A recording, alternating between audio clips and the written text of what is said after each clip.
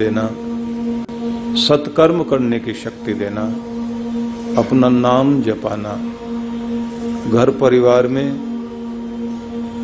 इतनी कृपा कर देना, धनमाल दो तो भक्ति का माल भी दो, सेवा की शक्ति दो। सभी आए हुए भक्त खाली ना जाएं, सबको निहाल करना, प्रभु अपनी कृपा से माला माल करना। विनती को स्वीकार कीजिए। ओम शांति शांति शांति। ओम। आंखें खोल लीजिए। यहां बैठकर जब आप अरदास करेंगे, हजारों हजारों कंठों से निकले हुए स्वर भगवान तक पहुंचते हैं। घर में भी जब आप पूजा पाठ करें, सबको शामिल किया करें। भोजन में, भजन में इकट्ठे बैठो। उस घर में कलयुग का प्रभाव नहीं रहता जिस घर में सब इकट्ठे बैठकर भोजन करते हैं और परमात्मा का भजन करते हैं। और जहां बड़ों का आदर होता है और जिस घर के अंदर सेवा सिमरन चलता रहे, वहां गुरु का पैर अपने आप रहता है, वहां पर कृपाएं बनी रहती हैं। आप सब किस्मत वाले हैं कि आपको यह अवसर मिला।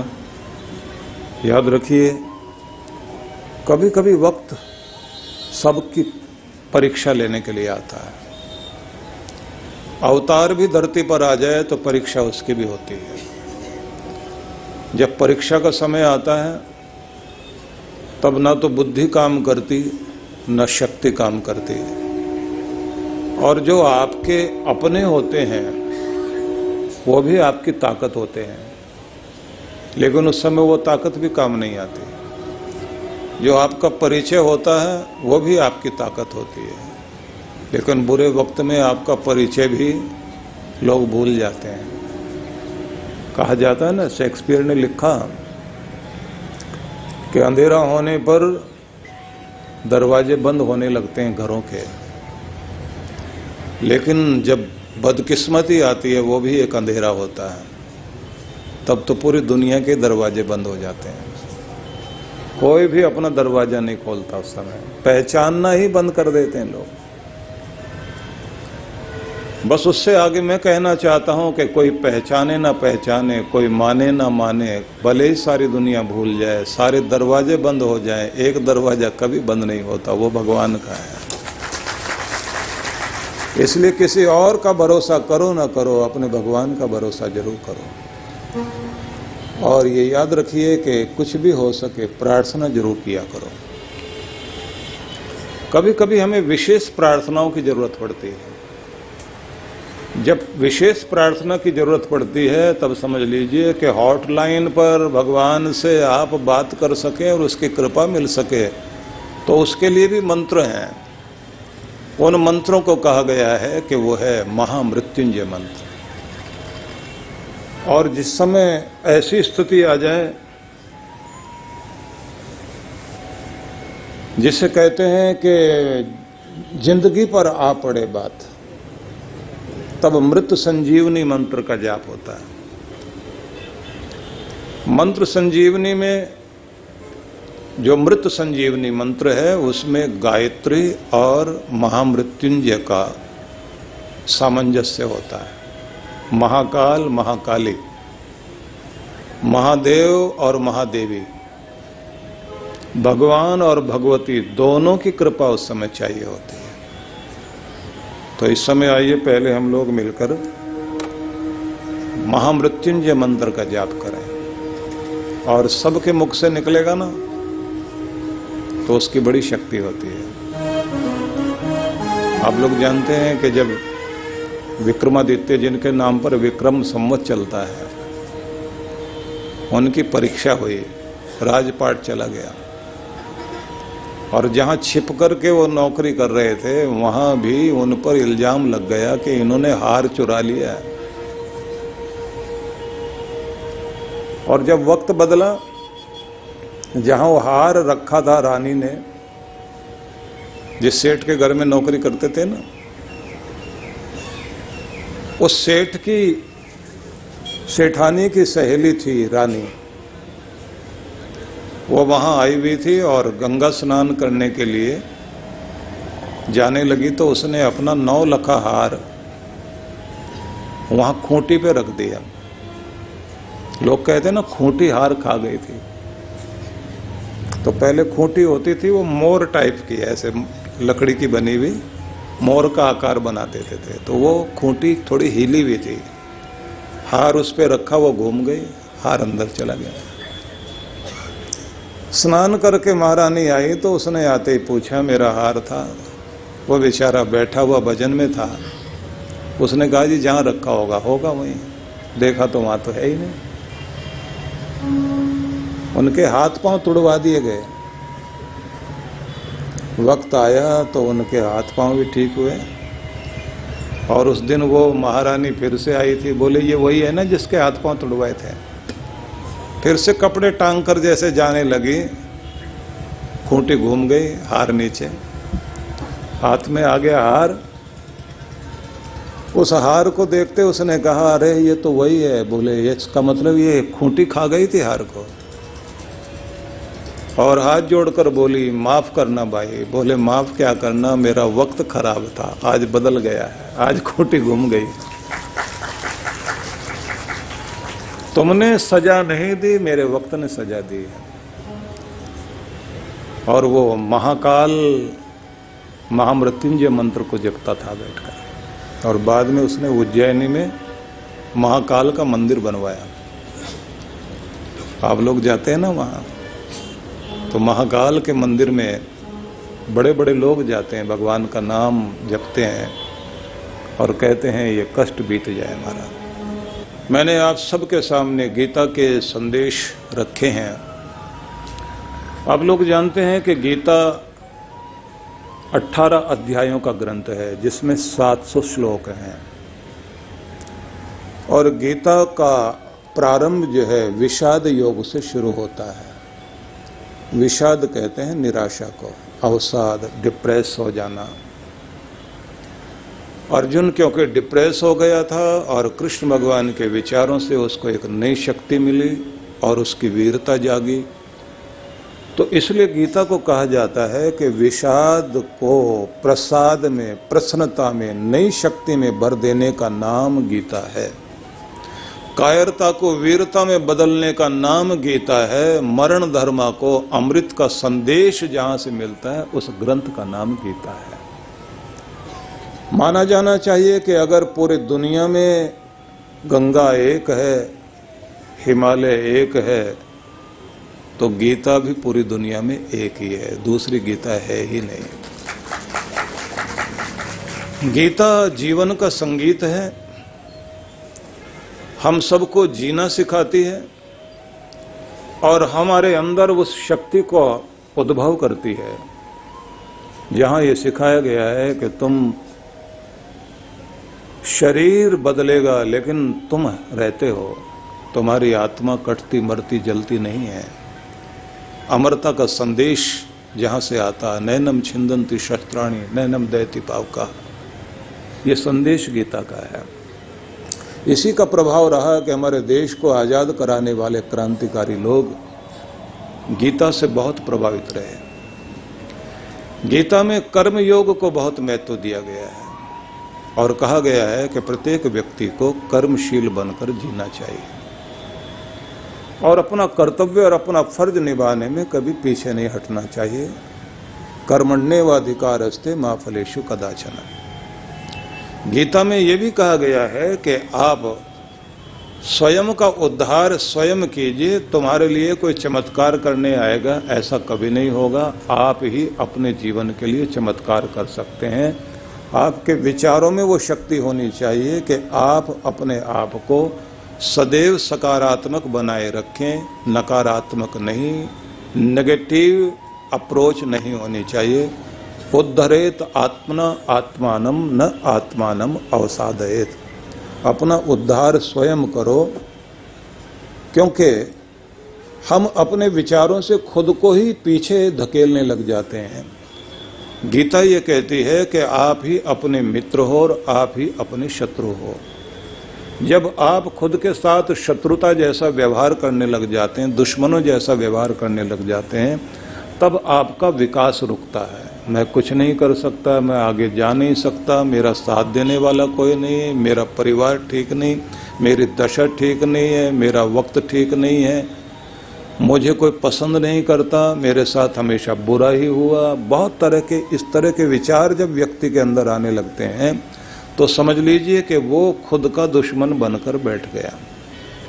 उठना चाहता है, आगे बढ़ना चाहता है, लेकिन उसकी निराशा ही उसको रोक देती है। इसलिए सभी को इस बात को ध्यान रखना चाहिए कि खुद के दुश्मन ना बने।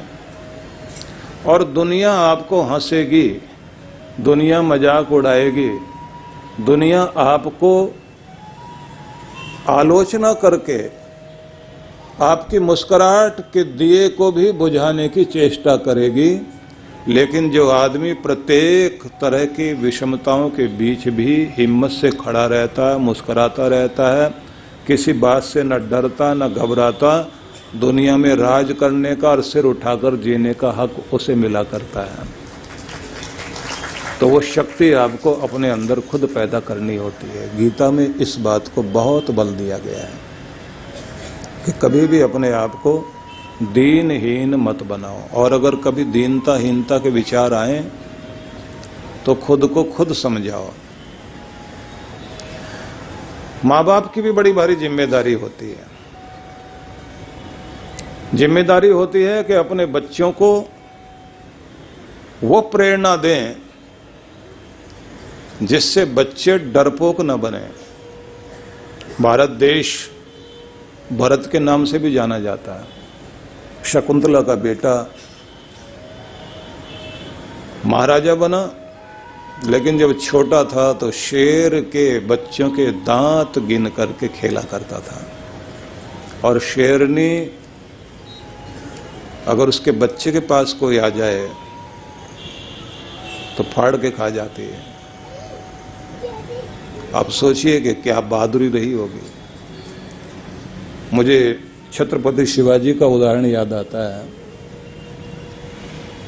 छोटे थे तो शिवाजी के जो पिताजी थे वो आदिल शाह के दरबार में मनसबदार होते थे, और शिवाजी जो है छोटे थे। तो जीजाबाई पति के साथ वहां नहीं रहती थी, अपने बेटे को अपने साथ अलग लेकर रहने लगी। जब पति आए और आकर बोले कि इसको उधर भेजो, मेरे साथ आए, तो क्या कहती थी कि मैं अपने बेटे को वहां नहीं ले जाऊंगी, वहां ये कॉर्निश करना सीखेगा। मतलब गुलामी की आदत पड़ जाएगी, झुकने की आदत पड़ जाएगी। उनके सामने ये झुक झुक करके अगर अभी से बैठने लग गया, सिर झुकाने लगा उनके आगे, तो कभी सिर उठा के खड़ा नहीं हो सकेगा।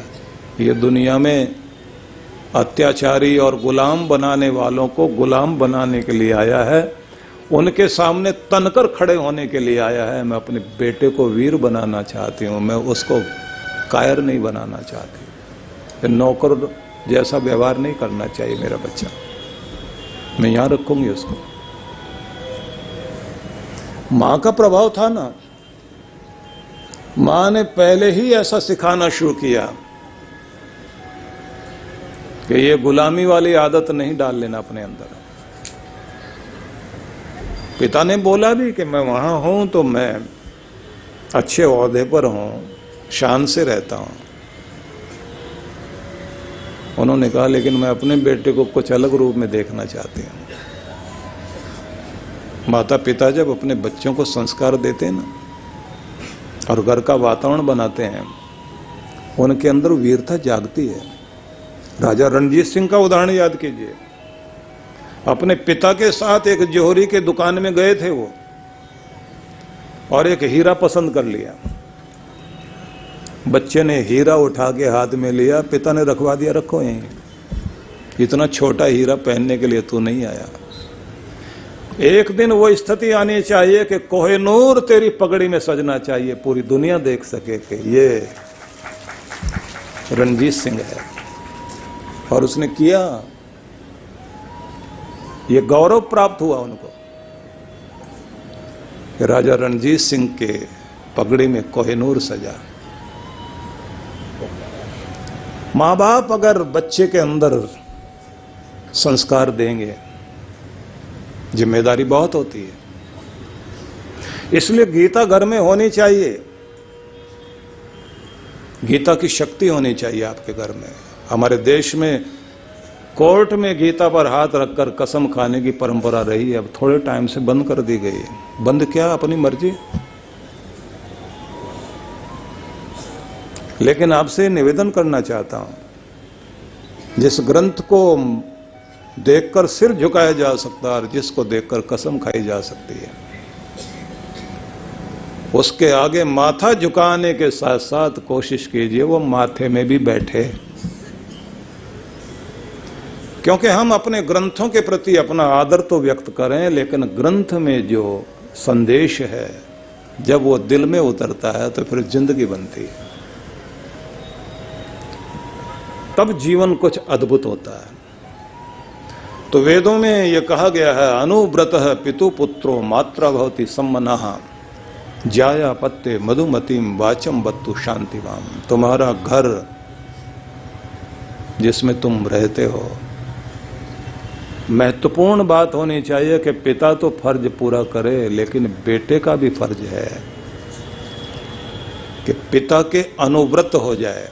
अनुव्रत मतलब पिता के महान संस्कारों को, परंपराओं को जिंदा रखने वाला बने, कि हमारी कुल की परंपरा है। मतलब माता पिता के धन का वारिस तो बेटा बनता है, लेकिन उसके धर्म का वारिस भी बनना चाहिए, उसकी परंपराओं को भी जिंदा करने वाला बनना चाहिए। उन चीजों का भी वारिस बने वो, कि माता पिता जिन ऊंची परंपराओं को, जिन अच्छी चीजों को निभाते रहे हैं, वो मेरे जीवन में भी आए। और देखिए कि हमारे स्कूल कॉलेजों में तो केवल वो कोर्स पूरा करा दिया जाता है, क्योंकि प्रोफेसर या स्कूल टीचर उसकी तो कोशिश यही रहती है कि हम बस अपना कोर्स पूरा कराएं। संस्कार देने का काम कौन करेगा? मॉरल एजुकेशन कौन देगा? नैतिकता कौन सिखाएगा? बड़ों का आदर करना कौन सिखाएगा? ये जिम्मेदारी माता पिता की है। घर में ट्यूटर रख देने से बात नहीं बनेगी। किराए का ट्यूटर आएगा, वो आपके बच्चे को कोई संस्कार नहीं देगा। और किराए का ट्यूटर रखो या किराए का प्रीचर रखो, बात नहीं बनेगी। बात तो आपसे बनेगी। आपके भी भाषण से बच्चे नहीं सीखते, आपको देखकर बच्चे सीखते हैं। आपके घर का वातावरण बच्चे को सिखाता है। इसलिए अगर आप ये चाहते हैं कि आपके बच्चे बड़ों का आदर करें, तो कोशिश कीजिए कि आप घर के अंदर वो आदर देने वाली परंपरा होनी चाहिए। और सबसे बड़ी बात तो ये, कोई मिलने भी आ जाए तो जैसे अदब से उसका स्वागत करें और अदब से उसे छोड़ने के लिए बाहर जाएं, तो बाहर छोड़ने के बाद उसके बारे में बुरी भली बात नहीं कहनी चाहिए, क्योंकि जैसे छोड़ के आते हैं उसके बाद उसके बारे में कोई ना कोई रिमार्क जरूर दिया जाता है। बच्चे जो है बड़े हैरान होते हैं, अभी तो ये बहुत इज्जत मान कर रहे थे और इतनी देर में उसकी खाल उधेड़ने को लगे हुए हैं। बस इतनी बात से बहुत बड़ा फर्क पड़ता है। दूसरी बात ये ध्यान रखना कि पति पत्नी की लड़ाई हो जाए तो बच्चों को बीच में मत लाना कभी भी। और न कभी किसी पत्नी को कहना चाहिए, माँ को कहना चाहिए अपने बेटे को बुला के, देख रहे हो तुम्हारे फादर क्या कर रहे हैं, क्या व्यवहार कर रहे हैं। ना पिता कहे कि तुम अपनी माँ को समझाओ, ये क्या व्यवहार करती है, ये ऐसी है वैसी है। जब बच्चों के सामने इस तरह बोला जाता है तो बच्चे समझ जाते हैं दोनों हैं क्या, ये आदर करने लायक हैं या नहीं है। उनके मन से आपका सम्मान निकल जाता है। मान तो आपको कराना है। और सबसे ज्यादा ध्यान महिलाओं को रखना होता है। अपने बच्चे को बोलना होता है कि पिता से ऐसे बोलोगे और ऐसे नहीं बोलोगे। और अगर हमारी लड़ाई की बात करते तो हमारी कोई लड़ाई नहीं है, अपनी अपनी बात कहने का ढंग है हम लोगों के। अगर आप आदर कराएंगे पति का, बच्चे से कहेंगे कि पिता का के सामने कैसे बोलना है, और पिता कहे कि माँ के साथ ऐसे नहीं बोल सकते, ऐसे रहो, आप दोनों एक रहेंगे तो आपका बच्चा भी नेक रहेगा। इस बात को जरूर ध्यान में रख लीजिए। इसलिए वेदों में यह कहा, अनुव्रतः पितु पुत्रो मात्रा भवति सम्मना। मां के हृदय की भावनाओं को समझने वाला हो बच्चा। जाया पत्ते मधुमतीम वाचम वत्तु शांतिवाम। पति और पत्नी भी आपस में बातचीत करें तो शांति देने वाली बात हो, मधुर तो हो, एक दूसरे के दिल को ठंडक पहुंचाएं। क्योंकि जब आपके घर में प्रेम का वातावरण होता है तो आपके घर में स्वर्ग उतरता है, और जब आपके घर में कलह कलेश होती है तो आपके घर की लक्ष्मी भी रूठने लग जाती है। अपने घर की लक्ष्मी को और अपने घर की बरकत को टूटने मत दो, क्योंकि जितना मेल रहेगा उतना ही माल भी रहेगा। इसलिए मेल बनाओ। हर बात को नाक का सवाल मत बनाइए और जिद पालने की आदत मत छोड़ो, होनी नहीं चाहिए। अंडरस्टैंडिंग रहे, एडजस्टमेंट रहे, ईगो प्रॉब्लम हो नहीं तो घर में सुख शांति आती है ना। तो विचार करिए, यहां बैठे ना, यहां से कुछ तो लेकर जाओ। मन में इस बात को भी विचार कीजिए कि हर व्यक्ति को, खासतौर से महिलाओं की बात चली तो मैं उनको कहना चाहूंगा कि अपनी बहू का पक्ष ज्यादा लो, बेटे का कम। क्योंकि बेटा तो आपका है और वो आपका ही रहेगा, और अगर बहू भी आपकी हो गई तो फिर राज आपका ही रहेगा। नहीं तो अब आप सताओगे तो बाद में वही बहू गिन गिन के बदले लेगी, क्योंकि आपका राज ज्यादा देर तक रहेगा ऐसा तो है नहीं, बाद में तो राज पलटता ही है। तो थोड़ा सा अपने आप को व्यवस्थित कर लीजिए। और गीता में जैसे मैंने आपसे कहा कि अपना उद्धार स्वयं करो, अपने विचारों को सकारात्मक बनो और खुद के दुश्मन मत बनो। ये संदेश तो है ही। एक बहुत बड़ा संदेश और है, योगः कर्मसु कौशलम। कर्मों को इतनी कुशलता से करने वाले बनो कि प्रत्येक कर्म तुम्हारी पहचान बने। आप कुछ भी करते हैं वह कर्म आपका सिग्नेचर होता है, वो आपका हस्ताक्षर होता है, वो आपकी पहचान होता है। पता लगना चाहिए ये इसने किया है, और इसने किया तो इसका मतलब है कि इसमें उसकी पहचान है। कोई भी काम आपके जिम्मे आए उसे इतनी खूबी से करके दिखाइए कि दूसरा भी कह सके।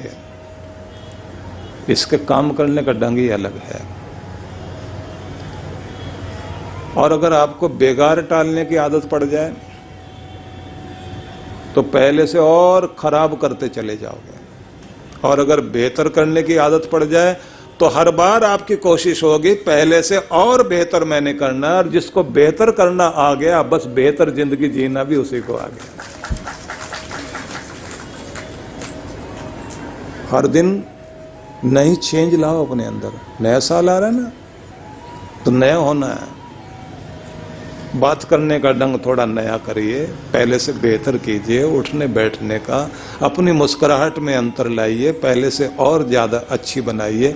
मिलते समय भी पूरी कोशिश कीजिए जिससे आप बात करते हैं जान पड़ जाए। और ख़ास बात आपसे ये कहूँगा, जिस घर में बैठकर पूजा पाठ होता है ना, वाणी का पाठ होता है, जहाँ नाम जपा जाता है, जिस घर में सत्कर्म होता है और जहाँ पर दान पुण्य होता है, सौभाग्य उस घर में आता जरूर है। कितनी भी परीक्षाएं उनकी होती रहे, वो लोग टूटा नहीं करते। वो अगर टूट भी जाएं तो टूटकर बिखरा नहीं करते, फिर से खड़े होते हैं और नई शक्ति के साथ खड़े होते हैं। तो अपने पाठ पूजा का नियम बना लीजिए। सुबह आपको सिखाया गया था कि हर व्यक्ति को अपनी लाइफ में एक डिसिप्लिन अपनाना है, हर व्यक्ति को अपनी जिंदगी में अपनी भक्ति का नियम दृढ़ करना है, हर व्यक्ति को योजना बनाकर प्लानिंग करके जिंदगी जीने की आदत करनी चाहिए।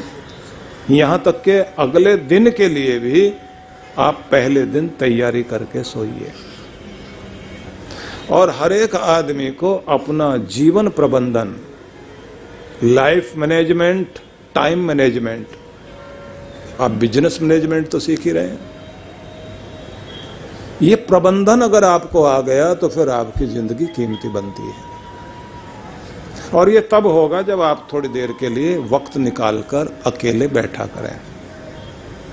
और जब अकेले बैठते हैं तो उस समय थोड़ी देर के लिए अपना फोन भी चुप कर लिया करें, अपनी डायरी लें और उसके बाद में आगे लिखें कि मैं अपनी जिंदगी में क्या चाहता हूं, अपनी जिंदगी से क्या चाहता हूं, अपनी जिंदगी को कहां देखना चाहता हूं, कैसी सेहत, कैसा धन, कैसा परिवार का वातावरण, क्या सफलता पाना चाहता हूं, मेरे अपने सपने क्या हैं, मेरी अपनी कमजोरियां क्या हैं, मैं किस तरह से अपने को संभाल सकता हूं, मैंने कैसे शुरुआत करनी चाहिए, मेरे टाइम को कौन खा जाता है, मेरे टाइम का उपयोग कैसे होना चाहिए, सब कुछ लिखें और नए संकल्प लेकर के आप शुरुआत करिए। और मैं आपको कहता हूं, अगर आप एकांत में बैठकर अपने बारे में थोड़ा सा भी लिखोगे और नया संकल्प करोगे, आपकी जिंदगी में जरूर बेहतरीन परिवर्तन आएगा। इससे अगली बात आपसे कहना चाहता हूं, क्योंकि आज इतना समय नहीं है कि हम विशद चर्चा करें, ज़्यादा डिटेल में बात करें। आखिरी बात आपसे कहना चाहता हूं, अपने घर में अपने बड़े बुजुर्गों का मान जरूर करो, उनको वक्त दो। बहुत बड़ा गिफ्ट होगा ये। उन्हें और कोई चीज दो ना दो, उनके साथ आप थोड़ी देर बैठिए, सोचिए वो माँ जिसने अपने बच्चे को पालने पोसने में अपनी नींदें कुर्बान की हो, अपना सुख चैन कुर्बान किया हो, कभी छुट्टी न ली हो, बीमार हालत में भी, बुखार भी था तो भी अपने बच्चे के सारे काम पूरे किए। जिस दिन त्योहार हुआ उस दिन सबकी छुट्टी थी, वो और ज्यादा काम पे लगी हुई थी। ऐसे मां के प्रति हमारा फर्ज है कि हम उसको समय भी दें, उसका हालचाल भी पूछें, और कोशिश ये करो कि किसी भी कारण से हमारी वजह से मां की आंख में आंसू ना आए। हो सके एक काम करिए, माता पिता को जैसे वो आपको जेब खर्ची देते थे ना, एक राशि ऐसी भी दिया करो कि ये वो राशि है जैसे मत्था टेक कर देते हैं कि कहीं भी आप खर्च करना चाहो खर्च करो। हो सकता है कि आप दे रहे हो और पत्नी बीच में बोल जाए, इनको पैसे मत देना, माँ को इनकी आदत खराब है, जोड़ जोड़ के रख लेगी, और जब इनकी बेटी आएगी सारे पैसे उसको पकड़ा देगी, तो भी आप पैसे देना। क्योंकि जब बेटी आती है और मिलने के लिए माँ से, और माँ उसे कुछ देती है, तो वो पैसे नहीं होते, वो माँ की दुआएं होती हैं, वो बरकत के पैसे होते हैं जब वो अपने हाथ से देती है। आप सोच लीजिए, पति उसका कितने भी पैसे देता हो, उन पैसों को भी वो अपना मान समझती है, लेकिन माँ के दिए हुए पैसे को तो वो सोचती है पता नहीं ये कौन सा खजाना है। राखी बांधने के लिए बहन आए, बेटी आए, आपने देखा होगा कि उस दिन सबसे ज्यादा खुश माँ होती है, क्योंकि जब तक माँ है तब तक मायका है, माँ नहीं रहे तो मायका मायका नहीं है। माँ के जाने के बाद बेटा उतना नहीं रोता जितना बेटी रोती है। उसे लगता है कि अब तक माँ बैठी थी तो मेरा मायका मायका था, मेरा घर था, अब मेरे भाई और भाभी का घर है। अब उस घर में जाना होगा तो मेहमान बन के जाना होगा, हक से नहीं जा सकेंगे। जब तक माँ थी तब तक पूरा हक था। इसलिए उसको बड़ा दर्द होता है जब बेटी आए और माँ इधर इंतजार कर रही है, मेरी बेटी आई है, राखी बांधने के लिए आई है, अपने भाई को बांधेगी। कितनी सारी सब्जियां, कितनी चीजें डाइनिंग टेबल पर लगाकर बैठी होती है वो। और अपनी सहेलियों के घर से होकर आई भी बेटी जब कहती है माँ मैंने तो वहां कुछ खा लिया था, अब कुछ खाने की इच्छा नहीं है, तो माँ कहती थोड़ा थोड़ा मुंह को लगाओ, थोड़ा सा कुछ खाओ। अब फिर जबरदस्ती कहती है थोड़ा ये भी, थोड़ा ये भी। और उसको फिर हैरानी होती है कि एक माँ ही है जिसको मेरी पसंद की सारी चीजों का पता है। मैं अपने ससुराल में सबकी पसंद का खाना बनाती हूँ, वहाँ मेरी पसंद को कोई नहीं जानता, सिर्फ मेरी माँ ही पहचानती है कि मेरी पसंद क्या है। न जाने कहाँ कहाँ से क्या क्या चीज़ें ला के उसने बनवाई हैं, टेबल पर सजा करके रखी हैं। बेचारी से ठीक से चला भी नहीं जाता, लंगड़ा के चल रही है, हाथ में एक लकड़ी पकड़कर। और जब वो जाने लगती है माँ कहती है बेटा अंदर आ। अब बेटी बोलने लग जाती है माँ तू मेरे से पूछेगी कि उधर का क्या हाल चाल है, मैं बिल्कुल ठीक ठाक हूँ, मुझे जल्दी जाना है, मेरे पास इतना टाइम नहीं है माँ। नहीं, एक बार अंदर आ। और जब वो अंदर आती है ना, माँ अपना ट्रंक खोल रही होती है लेकिन अपनी बच्ची की आंखों में झांक रही होती है कि जो ये बोल रही है सही तो बोल रही है, कहीं इसके घर में कोई परेशानी तो नहीं है। एक नजर में पूरा खाका खींच लेना, एक्सरे ले लेना, स्कैनिंग कर लेना, ये माँ को ही आता है। वो जानती है कितना सही बोल रही है, कितना गलत बोल रही है, कितना छिपा रही है। जब वो ट्रंक खोलकर उसमें से एक बैग निकालती है, इधर बेटी देख रही है कि टेबल पर कुछ शीशियां रखी हुई हैं दवाई की, जिसमें कुछ शीशियां खाली हो गई। और उसे लगता है कि मेरी माँ ने अपनी दवाई के पैसे भी जोड़ के रख लिए हैं। और इधर माँ अपना वो पर्स खोलती है और उस पर्स के अंदर एक रुमाल के अंदर कुछ मुड़े हुए नोट जो उसने कस के बांधे हुए हैं वो निकाल कर लाती है। और जब बेटी को देने लग जाती है, बेटी मना करती है, नहीं माँ मुझे कुछ नहीं चाहिए, मेरे पास सब कुछ है। तो माँ कहती है भगवान करे तेरे पास सब कुछ हो, लेकिन इनको पैसे मत समझना, ये माँ की दुआएं हैं और माँ का आशीर्वाद है, अपने साथ लेकर जा, क्योंकि बेटियों को खाली हाथ घर से नहीं भेजा जाता। तब लगता है कि वो माँ माँ नहीं है, देवी का रूप धारण करके खड़ी हो गई है। और जब बेटी कार में जाकर बैठती है, आंखें डबडबाई होती हैं, माँ की तरफ देखती है, उसे लगता है ये चेहरा थोड़े दिन दिखाई दे रहा है, पता नहीं कब ये गायब हो जाएगा, धीरे धीरे ओझल हो जाएगा। और जाते जाते अपनी माँ के लिए दुआएं करती है, भगवान मेरी माँ को लंबी उम्र देना, अच्छी सेहत देना। आप जानते हैं ये क्या रिश्ता है? ये भावनाओं का रिश्ता है और हमारा देश इन भावनाओं के साथ ही जिंदा है। और अगर आप कहेंगे कि माँ पिता दोनों में से किसका महत्व ज्यादा है, बहुत लोग बोल देते हैं कि माँ के बारे में तो सब कुछ कहते हैं, लेकिन पिता भी तो कुछ करता होगा, क्योंकि पिता को नहीं समझ पाते लोग। यही याद रहता है उसकी डांट, जब भी घर में आएगा डांटेगा, फटकारेगा, कोई ना कोई कमी निकालेगा, कभी बेटे को कुछ बोलेगा, कभी बेटी को कुछ बोलेगा। सबको यही लगता है कि इसको डांट नहीं आता है, ये प्यार तो करता ही नहीं, प्यार तो सिर्फ माँ करती है। लेकिन जरा सोच करके देखिए क्यों डांटता है वो? अपने बच्चों के लिए रोजी रोटी कमाने के लिए जब वो बाहर निकलता है, न जाने कितनी कितनी लानत सहने के बाद, चोटें खाकर, किस किस के आगे लड़कर झगड़कर, किसके आगे गिड़गिड़ाकर अपने बच्चों के लिए कुछ कमा कर लाता है।